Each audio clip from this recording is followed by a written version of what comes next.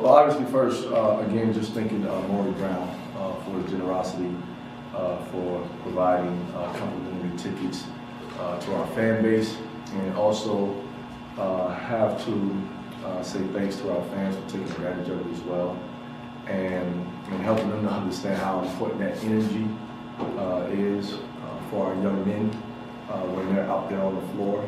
So really happy that the atmosphere was the way it was, especially with the way the weather was.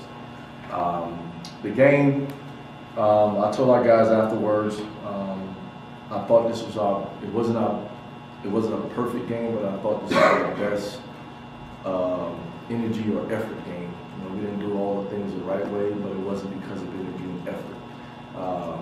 We didn't rebound the ball great, but I told them it wasn't because of energy and effort and not trying.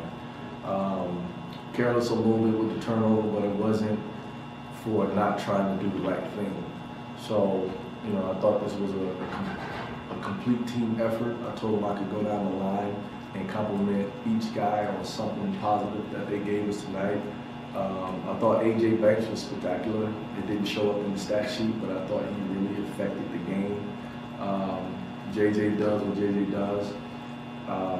I complimented Trace Young on his energy and effort in the second half. I thought that was very contagious for our group.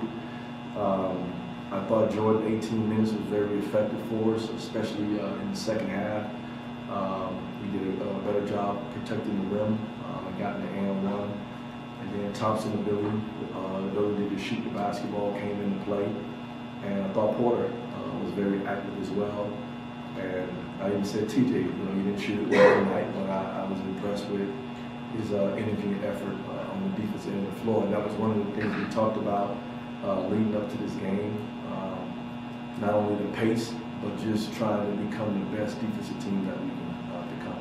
And I thought that was a step in the right direction for them. Did you like defensively, Coach? You mentioned AJ, you know, I know you're having him kind of shadow everyone's best guard, yeah. And I know you mixed it up a little bit, but, you know, Bowman didn't do anything or do much on the three-point line, but, you know, Nick mentioned the points. What did you really like defensively? Aside from the effort and the energy, what did you really like tonight? Well, I thought we were active with our hands. I thought we were active with our hands, and it's probably the best we've understood in the sense of scouting reporting personnel. So a guy like Bowman, he did get up 9, but I thought he probably got 2 of them to where it was good looks. But I thought everything else was pretty affected. I thought we covered up some gaps. Again, I thought even in the second half, our activity in our hands allowed us to get deflections and actually turn a few of them into transition baskets because of the steals and whatnot. So I just thought our energy. I thought they took what we were giving them for this game and even for pregame about just coming out there and trying to make this our best defensive performance and not worrying about offense.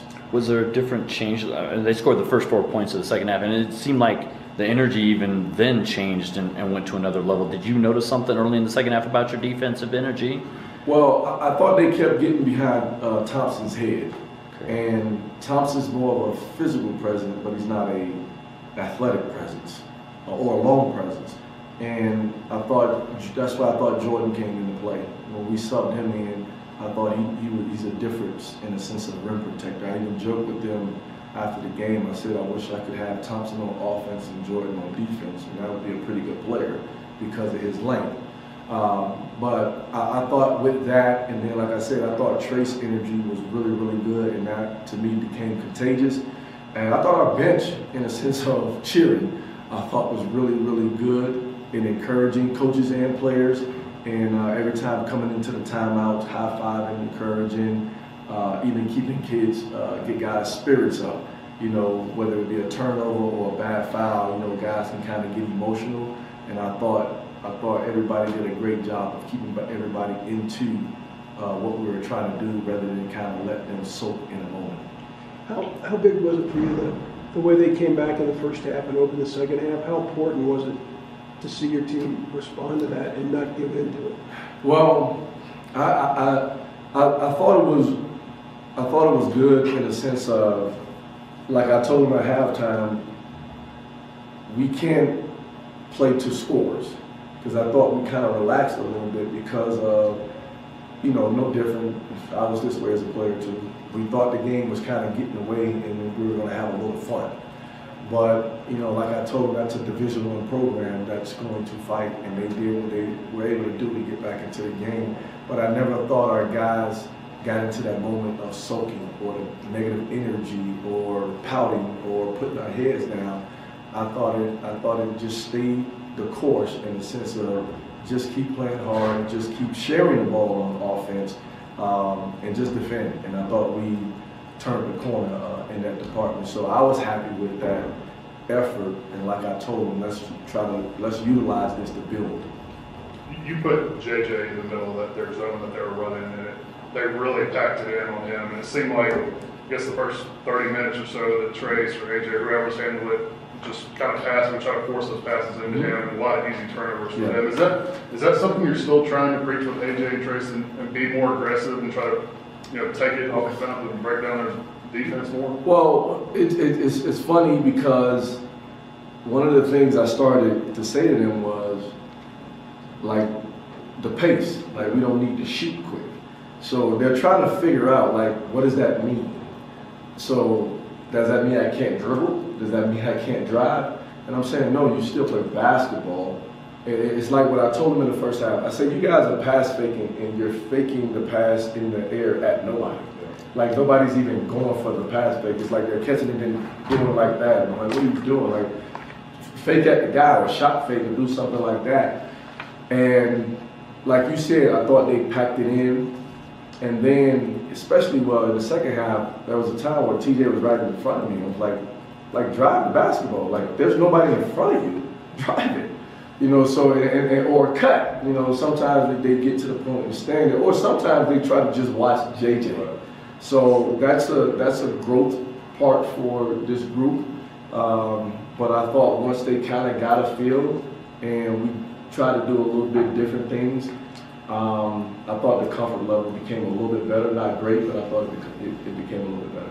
But you know, you've talked about AJ. You said tonight, you know, how he impacted the game. I know it's kind of the guy that, you know, you find the best guard, he's going to run around and harass him. How do you think he did tonight? I know you mixed things up defensively, but how do you think he did it? And what other ways did he impact the game that we're not seeing on the Well, we played a little bit more zone. And even within the zone, we still had to understand where number 20 was, Bowles, because we didn't want him to shoot.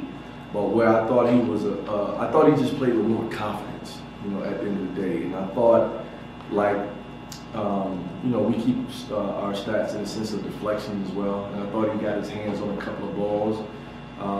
But what I actually commended him on, not only was his defense, and I didn't think he had 40 minutes of it, but I thought he was very comfortable, a little bit more comfortable on offense, because teams have been not guarding him on that end, and to step up with the confidence when he first got it in the first half to shoot the basketball, I thought was a good sign for him. And I thought he was aggressive, putting the ball on the floor, trying to get into the paint, dropping it off. Obviously had a good finish at the rim, but I just thought he did a lot of things that just didn't show up. And sometimes I'm saying not even a deflection, but just being in the right position. I think one of the moments that came out to me was they got an offensive rebound, and it's funny because it happened in the New Mexico game. They got an offensive rebound, and he started in the New Mexico game. He was just watching the action, and I'm saying 32. I think it was 32 was out there wandering around. Like, what are you doing? And I thought tonight that same play happened, and he ran to number 20. So, and understanding that, that's more important. Let these guys figure this out down there. And he ran to number 20, and when they threw it to number 20, he was right there. 20 ended up still shooting it, but it was a bad shot. So I thought that was just a growth moment for him. But again, nobody would probably see that in the sense of, I don't know how you stat that. But that was him getting better as a basketball player.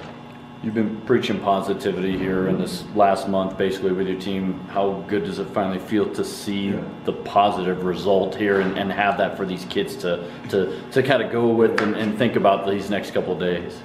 It was funny because I said this, and JJ laughed, but I said this to his team. I said, you know, we were able to win 43 games in 2 years. and you kind of take wins as for granted. So when you do win one, it actually feels a lot better. So especially with this group, and I told them that, I said, guys, at the end of the day, I know sometimes obviously you judge with wins and losses, but our thing has always been, let's just work and get better, and let's just stay positive through this process. Now, this feels good at the end of the day, but how can we continue to build on it? That doesn't mean let's relax now because we got a win. I told them I was impressed with you guys being able to go out there and defend the way we knew you were capable of defending. And again, I know that team is going through some things as well, but like I told them, it's still a Division I program in our conference. And to get a double-digit win at home, I think is a positive thing. But, you know, we still have to come back tomorrow and get prepared for our next opponent in Boise State. Yeah, you've seen them once this year, obviously. What do you remember from that game? What do you have to do to give yourselves a chance to start a winning streak Saturday? Well, I think Boise is a tough place to play as well. I've always respected the program and what Leon has done. And I know that I think they're on a 3-game skid themselves. So I'm sure they're looking forward to get back home. But, you know, just thinking about it last time, obviously, you know, Jessup is a very good basketball player. And I want to say just watching scores, the kid Austin has been playing pretty good. I want to say the game after us, he had like 30 or something. But the one thing I'll always say about boys, they just play well together. You know, no matter if they have a superstar or not, even when they had Hutchinson last year, they still played together.